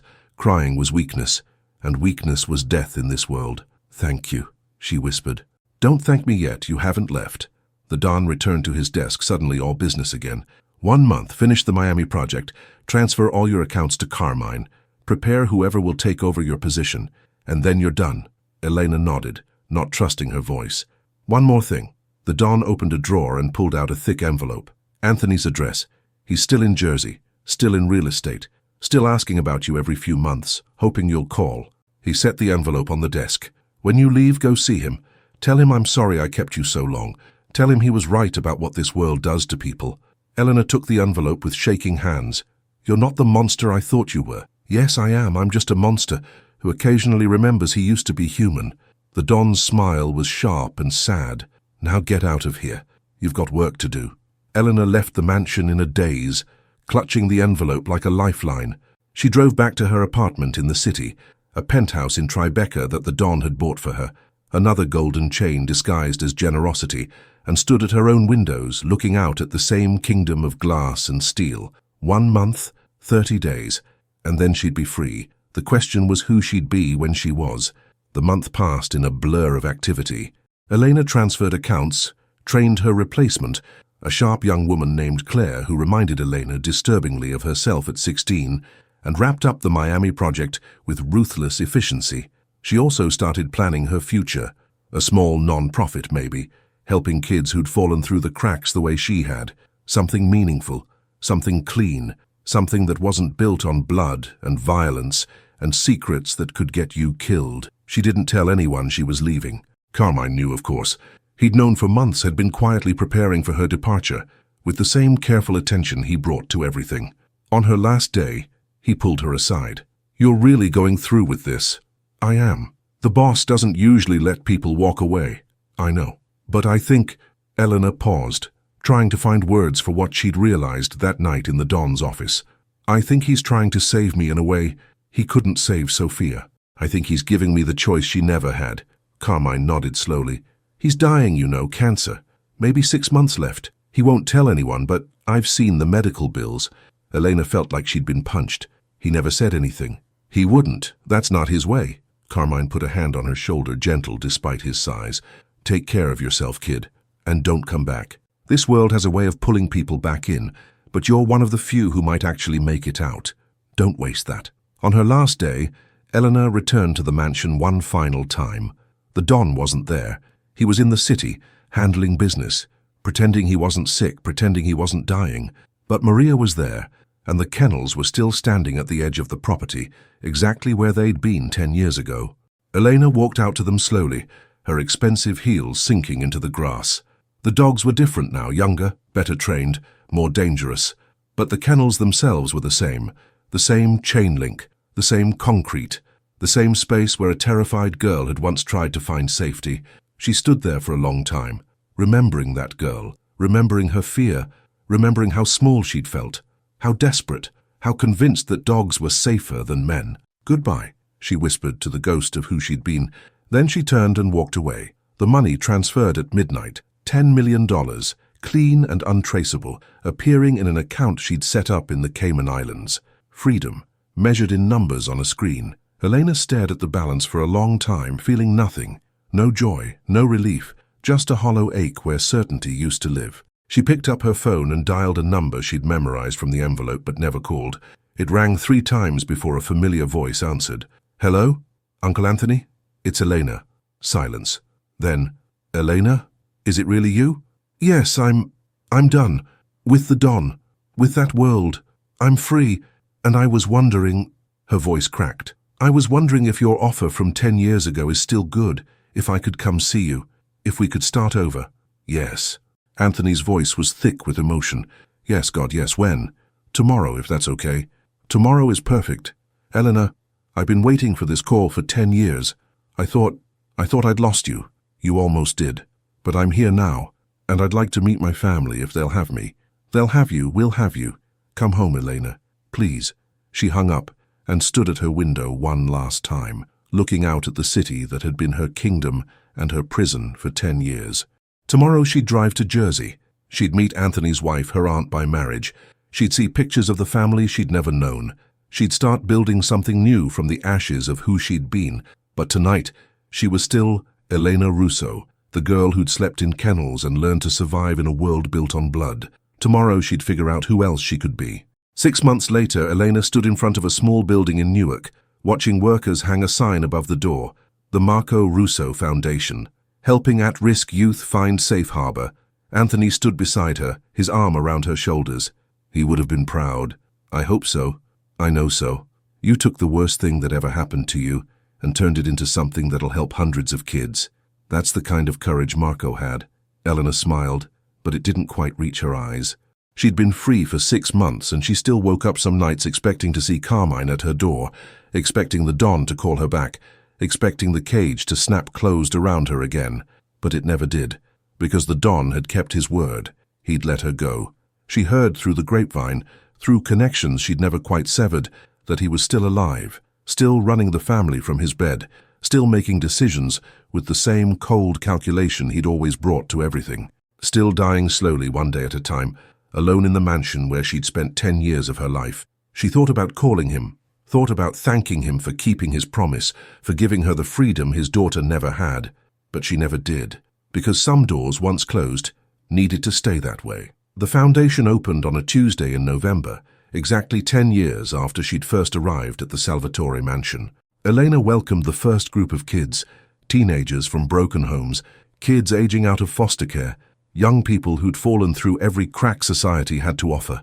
She saw herself in their eyes, the fear, the desperation, the bone-deep exhaustion that came from surviving instead of living. "You're safe here," she told them. "No one's going to hurt you. No one's going to use you. You're going to learn and grow and become whatever you want to be, not what anyone else tells you to be. What you choose." They didn't believe her. Not yet. But they would, because Elena Russo knew exactly what it felt like to have no choices, and she'd spent 10 years learning how to create them. She'd paid her debt, survived her prison, and now, finally, she was free. 3 months later, on a cold February morning, Elena received a phone call from Tommaso. "He's gone," the old consigliere said simply. "Last night, peaceful as men like him get anyway." Elena sat down slowly, the phone pressed to her ear. Was he alone? No, Carmine was there. I was there. Maria was there. He went surrounded by family, such as it was. "Good. That's good. He left something for you. A letter. I'll have it delivered." The letter arrived that afternoon, delivered by a courier who disappeared before Elena could ask any questions. She opened it with shaking hands. It was handwritten, the Don's precise script filling 2 pages. Elena, if you're reading this, I'm dead. Good. It was taking too long. I'm not going to apologize for the 10 years I took from you. We both knew the price when you signed that contract. But I am going to tell you something I should have said when you left. You were right to go. Right to choose freedom over power. Right to understand that the cage I offered was still a cage, no matter how gilded. I kept you because I couldn't save my daughter. I let you go because I realized keeping you wouldn't bring her back. You were never Sophia. You were always Elena, and Elena deserved the choice Sophia never had. I'm told you've started a foundation for at-risk kids. I'm told you're using the money I gave you to help people who remind you of who you were. That's good. That's the kind of legacy worth having. I don't know if there's anything after this. Heaven, hell, whatever. But if there is, and if I see Sophia there, I'll tell her about you. I'll tell her that one girl made it out. One girl chose freedom and built something beautiful with it. That'll have to be enough. Don't mourn me. I was a monster who occasionally remembered his humanity. The world's better without me in it. But you could have been a monster too. Instead, you chose to be human. That's the victory I couldn't claim for myself. Live well, Elena Russo. Live the life Marco would have wanted for you. The life Sophia never got to have. Be free. Vittorio Salvatore. Elena read the letter 3 times, tears streaming down her face. Then she folded it carefully and put it in a box with other treasures. Her college diploma, a photograph of her grandmother, a pressed flower from Anthony's garden, reminders of the people who'd shaped her, monsters and saviors and everything in between. That evening she stood in her small apartment, modest now, nothing like the penthouse the Don had bought her, and looked out at the city. The same city, but different, because she was different. She'd survived. She'd escaped. She'd transformed her cage into a doorway and walked through it into a life she'd built with her own hands. The price had been high. 10 years. Her youth, parts of her soul she'd never get back. But she'd paid it. And now she was free. Elena Russo, who'd once begged a Mafia boss to sleep in a kennel because it seemed safer than his house, had built a foundation that would help hundreds of kids find safety without having to beg. She'd turned her nightmare into someone else's salvation. And in doing so, she'd finally answered the question that had haunted her for 10 years. Was freedom worth the cost? Looking at the foundation bearing her uncle's name, thinking about the kids who'd have a chance she almost didn't get, knowing that the Don had kept his promise, even though it cost him one of his most valuable assets. Yes, it was worth it. Every single day of those 10 years, every moment of fear and violence and blood, it was worth it, because she'd survived. And survival, in the end, was its own kind of victory. Elena closed her eyes and whispered a prayer for the dead, for Marco, who'd taken a bullet and started this whole chain of events, for Sophia, who'd never gotten the choice Elena had received, for the Don, who'd been a monster but had also been in his own twisted way a kind of savior. Then she opened her eyes and got back to work. There were kids who needed help, kids who were sleeping in kennels of their own, literal or metaphorical, because they'd learned that dogs were safer than humans. She'd show them another way. She'd give them the choice the Don had given her. And maybe, just maybe, they'd choose freedom too. The end.